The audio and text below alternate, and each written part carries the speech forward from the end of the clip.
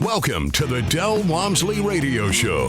Listen and grow as Del questions the status quo, encourages you to think differently, and empowers you to make a better life. Get ready as Del challenges core beliefs, seeks the truth, and reveals the roadmap to the lifestyle you really want.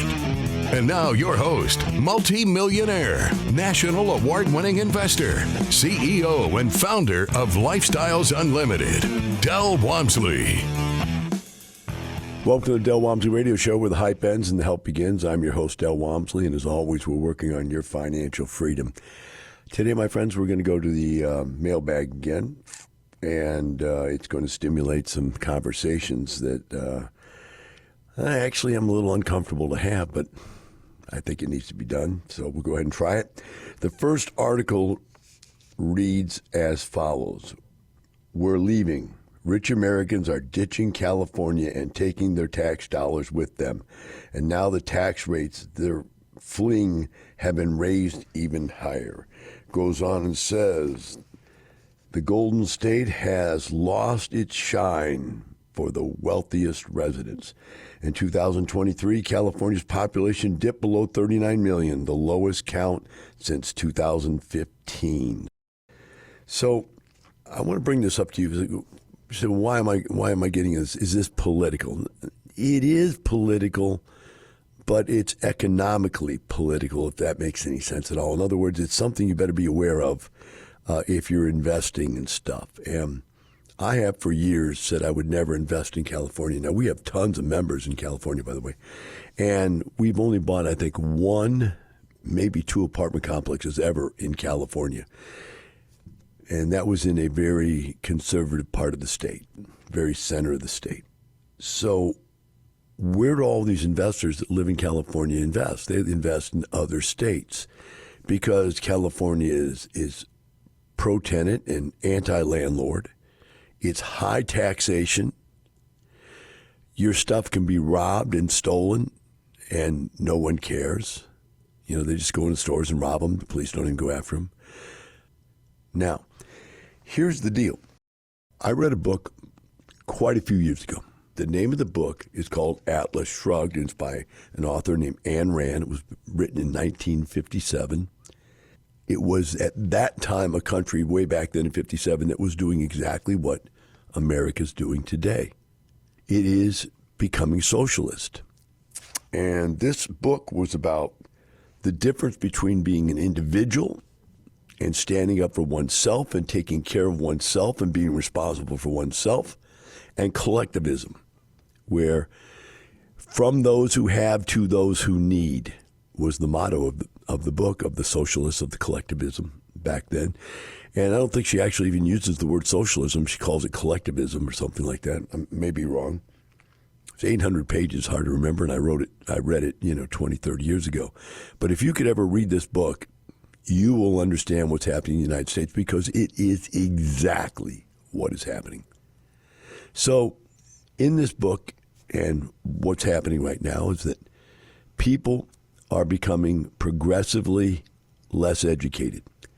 You can see that the Democrats, and we're going to call them progressives, and the progressives have decided that to get control of the country, they have to program kids. And they figured that out 10, 15 years ago. And conservatives in this battle, and by the way, I'm not claiming to be either one of these people, but conservatives in this battle just kind of lost it. They're kind of like, you know what, I'm busy. I've got a job. I've got to get my kids through college. I've got, take care of my responsibility with my business, my home. Conservatives are busy taking care of the world, and liberals have nothing to do but complain and ask for stuff for free.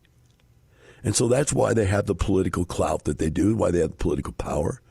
You'll never see conservatives, real conservatives, that would take off work to go down to riot or to boycott or to do anything crazy like that, because they're too busy just taking care of business, taking care of life, taking care of themselves, being responsible, right? So what happens in this book, and what is happening in the U.S., is that a larger and larger and larger percentage of the people in that book, and now Americans, have been educated by this lower class educational system that has dumbed them down to where they don't understand economics, they don't understand law, they don't understand anything. All they understand is these people said if I vote for them, they'll give me things I want. I want to be able to have sex with whoever I want to have sex with anytime I want to have sex. And if I create babies, I want to be able to get rid of them. Now, this isn't me commenting on what I believe to be right or wrong or whatever. This is just laying out for what it is. They want to be able to be given welfare. They don't want to have to work. They want you to take care of them from cradle to grave and not worry about it. So this is something that as they have kids, and by the way, they have a lot more kids than the people that actually go to work. People who pay for their own kids generally can't afford to have more than one or two. People that don't pay for their own kids, have welfare, can have 4, 5, 6, 7, 8. And besides that, they have the time to watch them, take care of them, to have them. So you can see the lopsidedness in what happens over a period of time. The number of votes that can vote socialistic compared to the number of votes that can vote for individualism are highly outweighed. And so a book of a country or our country eventually starts to lean one direction or the other. And the question is here in the U.S., when will there be 51% of the people wanting the 49% of the people to take care of them? And the 51% of the people will be able to vote that the 49% have to give up what they own to give it to the 51%. It's not if it's going to happen, it's when it's going to happen. It might happen this year. I see the politics going on right now, and people I know that are conservative are almost crying. I mean, they just don't know what to think. How can everything good in this world be destroyed and let everything bad in this world take over? Is the kind of mindset that I see. And it's perplexing them, it's driving them crazy. I mean, literally smart people are starting to cry. It's that bad. The socialists have taken over. And we'll see if they get it this round. We'll see who wins this presidential election. But what we need to think about here as investors is, what does that mean for us? How do we hedge our bet against this type of thinking, against this type of problems? So what is the outcome? Well, the outcome of the book is really interesting because she breaks the world down into two groups of people. Now, you would think it would be Republicans and Democrats. It's not. You would think it'd be rich and poor. It's not. You'd think it'd be black and white. It's not. She breaks it down into the two most important groups out there. Are you ready? Productive people and non-productive people. So the reality is, every single day this world goes on. People get up, they go to work, and they produce something. Yet some percentage of Americans do nothing. They produce nothing. In fact, many of them create havoc. They're counterproductive to our society. I've always called these people purple Martians because they come in all colors. That's why I use purple. And Martians because they're not from Earth, man. These are some weird cats from wherever they come from. I have no idea. And I call them cats because you can't hurt them. They just run all over the place and do crazy stuff. And, you all know a couple of those. And some of you know, like your whole neighborhood is those. Your whole family is those. But these non-productive people eventually have enough kids to have enough votes and or to be able to go out and harass businesses, steal from them, shut them down, make them leave town like they are in San Francisco and other major California cities. Big companies are just pulling out, saying, you're harassing our business so bad, you're stealing from us, we just got to get out of here. And so these war zones are becoming larger and larger and larger to where there's not only is there nothing but bad people living on the street, defecating on the street, taking drugs on the street, but now there's no businesses left. They're going out of business. Well, when the businesses go out of business and the wealthy, successful people leave town, right? And if we go to Ayn Rand's book, Atlas Shrugged, I like the way she doesn't call them the wealthy, successful people. She calls them the productive people. The people that just want to get up and go to work, pay their bills, raise their family, and live a constructive life. These people don't want all that stuff, and they're leaving. And this article is talking about this. They're leaving California, but I know also they're leaving New York, and I know they're leaving Illinois. These three states are losing. They have a net negative, growth of population.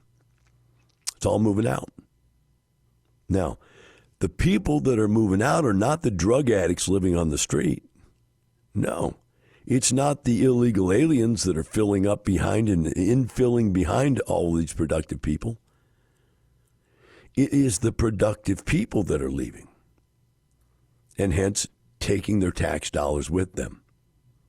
Now, if you're surviving as a state and you're taxing people 10% of everything they earn, now remember, you're already paying national income taxes, which is anywhere from 10% to 42%, depending on what tax bracket you're in. Now the state's charging you another 10%. That's pretty hefty. But now the state's gone up to 12, 13, 14%. And that's pushing people out the door. So you take the fact that if you were going to invest in California, do you think the values are going up there or going down? You own a piece of real estate in California and they can steal it. By the way, it's a big deal in California now, a thing called squatters. In fact, a guy sent me a video the other day of how squatters actually can take your home over in California. It's amazing stuff. We'll take a short break, be right back. We'll finish this segment up and move on to the next piece. We'll be right back.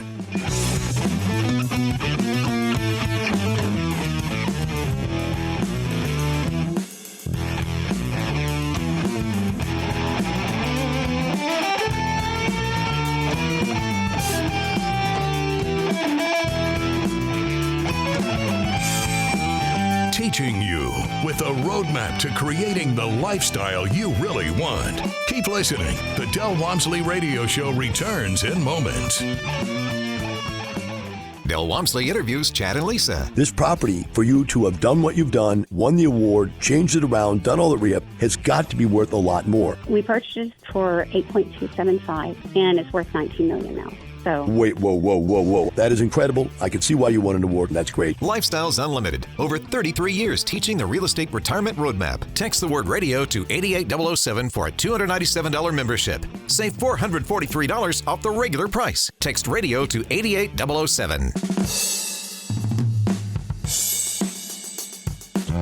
You're hearing the Del Walmsley Radio Show. Want more life-changing knowledge? Access our podcast and listen on demand at lifestylesunlimited.com under the radio tab. Now your host, Del Walmsley. Welcome back to the Del Walmsley Radio Show. Today we've been in the mailbag and we got hung up on this one email. It was an article about everybody's moving out of California. And the reason they're moving out of California is tax rates keep going up because the wealthy people keep moving out. And the more the wealthy people, which also are the people that pay the taxes, leave, the less income the state has and the higher it has to raise its income tax. According to this article right here, it says they were paying, let's see, it had it in here exactly how much it was. The new 14.4% state tax has far surpassed other notably high tax states. Hawaii's income tax is 11%.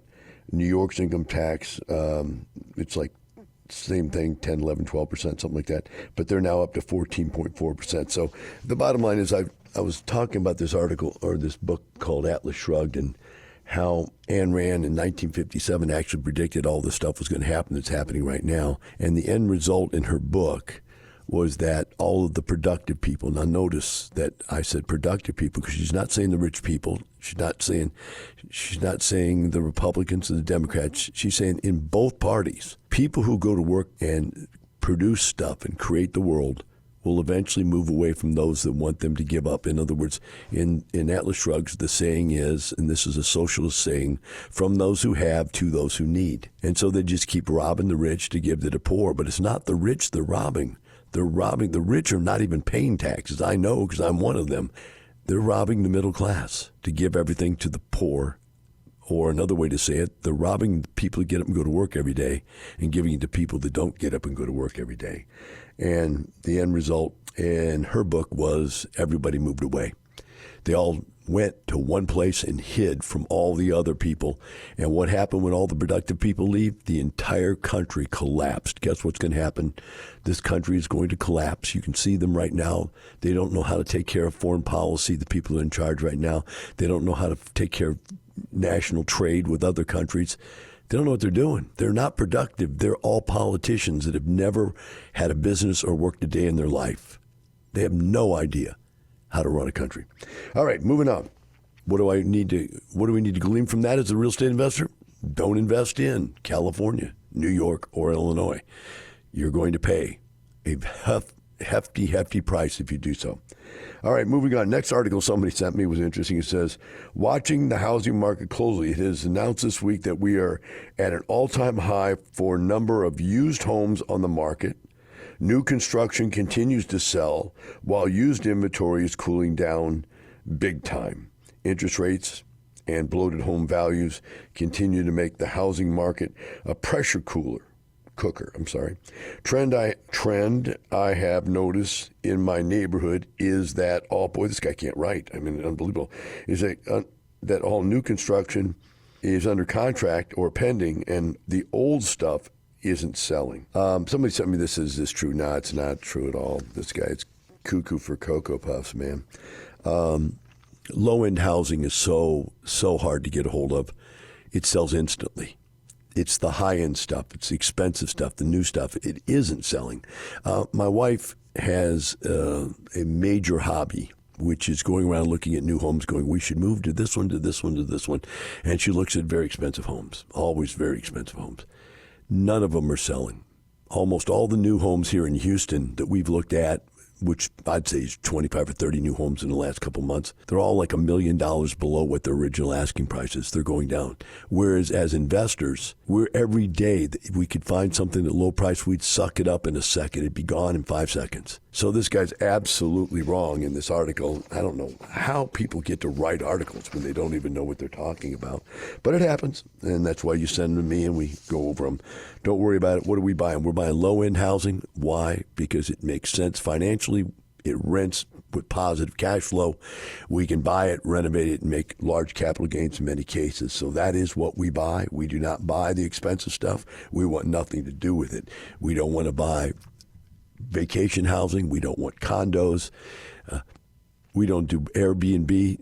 All that stuff that's been given excitement because it seems like it's the easy, fast way to make money in real estate. None of it makes sense. Buy good blue-collar housing where people who can't afford to buy homes have to live, and they will move in and live there for the rest of their life and pay you rent. That's what we do. All right, moving on. I wanted to reach out and ask your opinion on where to begin my investment journey. I feel like a dog that keeps running around a pool just itching to jump in. I just do not know quite yet where to jump. My current situation, my wife and I are 23 years old and have about $56,000 cash on hand. We live in a small apartment and make combined $175,000 per year. We have no real assets, just cash and a paid-off car and finance car. We're living in Texas for the next 5 years, but plan to move to Colorado after that. Should we buy a house or live in first and then extra cash to buy small properties? I'm leaning towards more passive income. I'm an airline pilot, so I am on the road and wouldn't mind simply checking in on passive deals. Should I simply go for joining on commercial real estate deals, etc.? All right, let's get down to the crux of it. Young people, you don't need a home. You don't need to buy your personal residence as your first deal. Why? Because if you buy rental properties, the rental income from the rental property you buy will add to your personal income. and your buying power will stay intact. So if you buy one rental property and it's leased, then you can go buy another one, and you can do that on and on and on and on. You shouldn't buy yourself a personal residence. It takes too large a chunk out of your personal wealth, and it puts too large a burden on you. Plus, if you want to be able to move, you don't want to be stuck in a house and have the market turn against you at some point. When you're buying investment properties, it doesn't matter which way the market turns because you're renting them. You're not trying to buy them and sell them and buy them and sell them and so forth.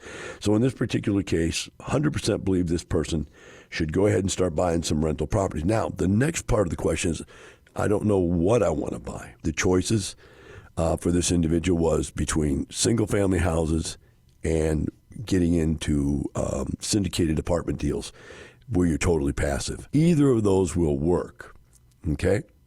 If you want to do nothing at all, then you get into one of these syndicated apartment deals and you don't do anything. You just wait for checks to come in the mail. On the other hand, if you get into single families, you have little clumps of time that you do stuff, like to go buy it and then you renovate it. Now, you're not renovating. Don't get me wrong here. You have a company that's renovating it, and you got to go out and make sure they did it, pay them. Then you rent it, or you could have somebody else rent it. You could have an agent rent it for you, but it's really easy to rent it yourself, so you spend a little bit of time there. And then somebody moves in, and if you've done it correctly, this person will live there 4, 5, 6, 8, 10 years. Why do people live in these rent houses? Because these are blue-collar people that move into a subdivision, their kids get into school, and they don't want to take their kids out of that school. If they start in one school, they want them to graduate out of that school. And so people will move into these houses and stay there. And generally, the only time they'll move is if all their kids are out of school, which is kind of strange because if you got two kids, you know that one of them's getting out of grade school and the other one's still in grade school. You don't want to pop them out of that, so they now go into high school. Now you're waiting for that one to get out of high school. Then the other one, about that time, that guy gets out of high school, that kid. Then the next kid's into high school. And so you get stuck. If you've got a couple of kids, you're pretty much stuck to live where you're at for anywhere from 4 to 8 years. And that's why this stuff is so passive. Because if you do what I tell you to do, which is fix everything up front to where the house is perfect, there's nothing to go wrong with it. And if there's nothing to go wrong with, there's nothing for the tenant to call you about. And if they do call you about something, you just call a contractor and have them go fix it. You don't go fix it. So there's really nothing to do. In fact, even as an airline pilot, you could simply have a call person that if something went wrong with one or all your properties, whatever, they just call this person. That person solves the problem for you. Very easy to do. This is a no-brainer. Guys, when you're young, don't go buy yourself a personal residence. Go buy yourself income-producing properties. All right, moving on. The next email reads as, I just joined as a Financial Freedom member, and I will be attending the 2-day seminar. Sadly, online, not in person. Hey, if that's all you can get to it is buy online, then that's better than nothing. I will agree, though, that in person, there's a lot more that you absorb. And I think it's because you're absorbed in a room full of people that are all, there focusing on it. Whereas if you listen to it at home, and I've watched some of our stuff at home too, it's very hard that the doorbell rings, the dog barks, the TV's on, whatever.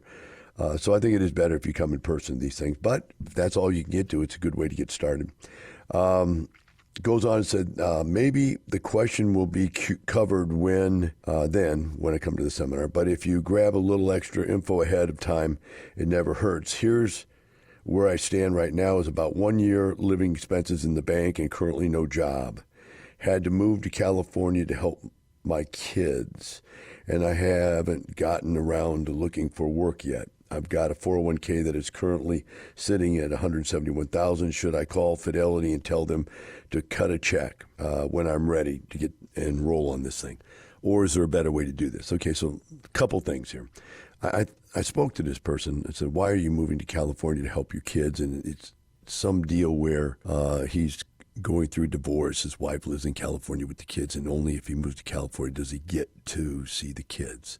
So now he lives out there. That's going to make it impossible for him to invest close by where he lives. It just doesn't work. I've already talked about that today. The next point I want to make, though, and I see this happen a lot, is that many of you have gone your whole life.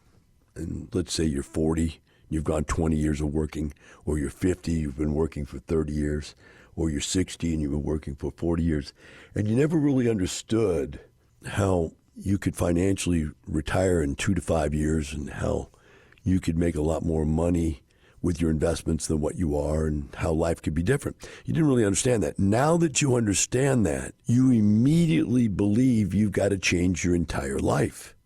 Now, this isn't everybody, but this is a group of people that I run into and have been for 35 years of teaching this stuff. They just all of a sudden say, well, I'm going to quit my job, I'm going to pull out all my money, and I'm going to go do this. I don't suggest that's the way to go about this. I think you should think about this as I'm going to transition from one position to another. I'm going to work my way through this.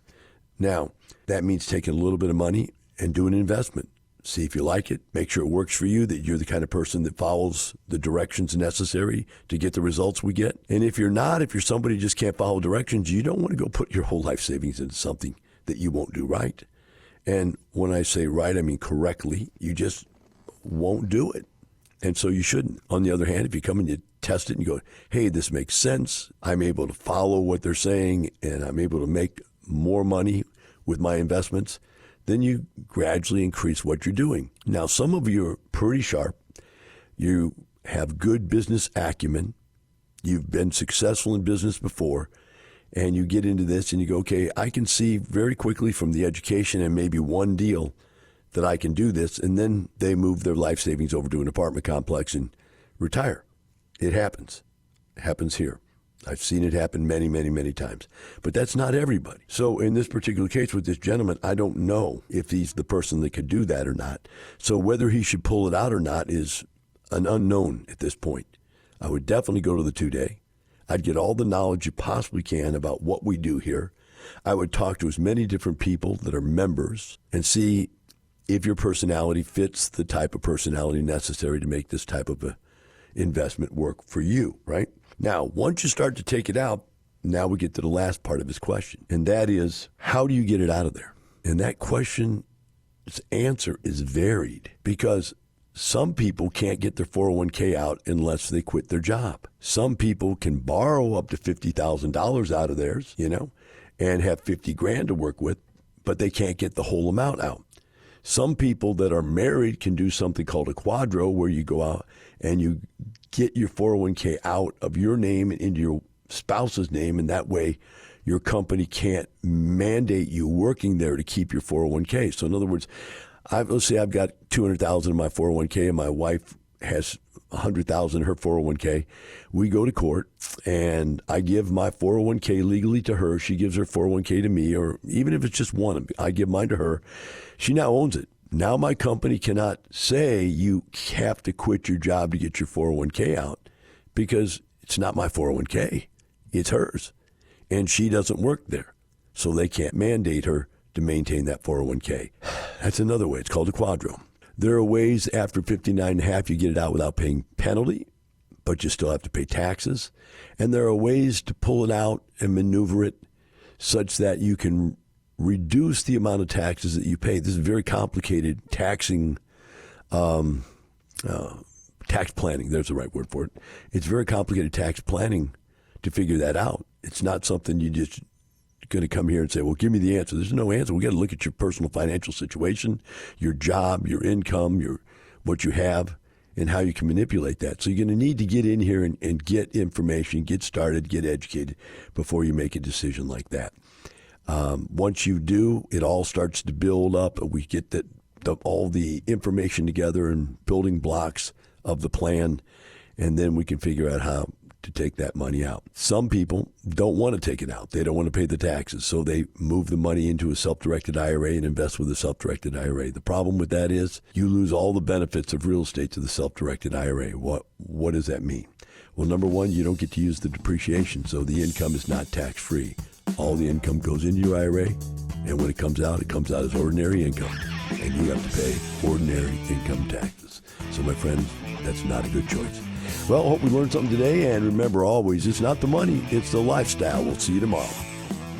The information and opinions you hear on the Del Walmsley Radio Show are those of the host, Del Walmsley, his guests, and his callers. The Del Walmsley Show is for entertainment purposes only. Please consult a professional regarding your personal investment needs. Nothing presented on the Del Walmsley Show constitutes an endorsement, recommendation, offer, or solicitation to buy or sell any product or security.